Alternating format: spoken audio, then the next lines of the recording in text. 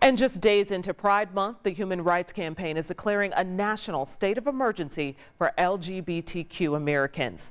The move comes after a wave of anti-LGBTQ bills proposed this year around the country, including right here in Indiana. Our Rachel Krause explains why advocates here in Indy say it's more important than ever to stand up and stay strong. Anytime we have to explain people's steps to keep themselves safe, it's jarring. But it's necessary. It's that call that had to be made. Zoe O'Halan-Byrne says she was concerned but not surprised to see the Human Rights Campaign declaring a national state of emergency for LGBTQ people. She says this shines a light on LGBTQ people being targeted, an increase she's seen firsthand in her work at Indiana Youth Group. In recent weeks, we've been getting a lot of hate mail, phone calls, emails, people threatening to come out to our youth carnival to try and intimidate the kids so that they'll leave. They're trying to scare the kids off from coming to our center.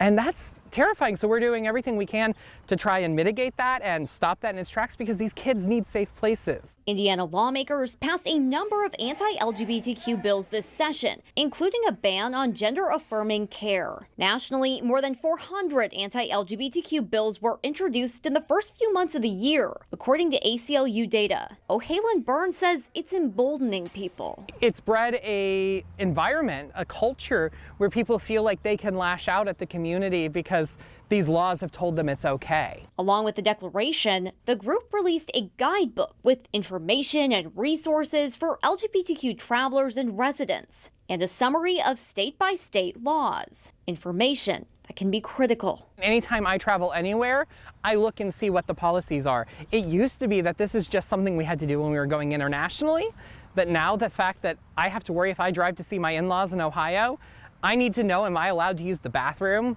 at a gas station on the interstate? You know, it's really wild that it's come to this. Just days away from the Pride Parade and Festival in downtown Indianapolis, O'Halan-Byrne says one way they can push back on this anti-LGBTQ sentiment is by celebrating together. People often ask, why do we need Pride? Why does this month have to happen? And people are proving the point. When people are threatening your life, your livelihood, your safety, you have to do something to say, I'm not going to back down. I'm not going to be scared back into a closet.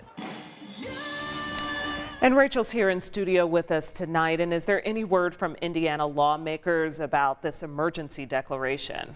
Well, I did reach out to both Governor Eric Holcomb as well as House Speaker Todd Houston about the recent legislative moves here in Indiana, as well as this emergency declaration. And so far, neither has responded. Okay, thank you for bringing us this update.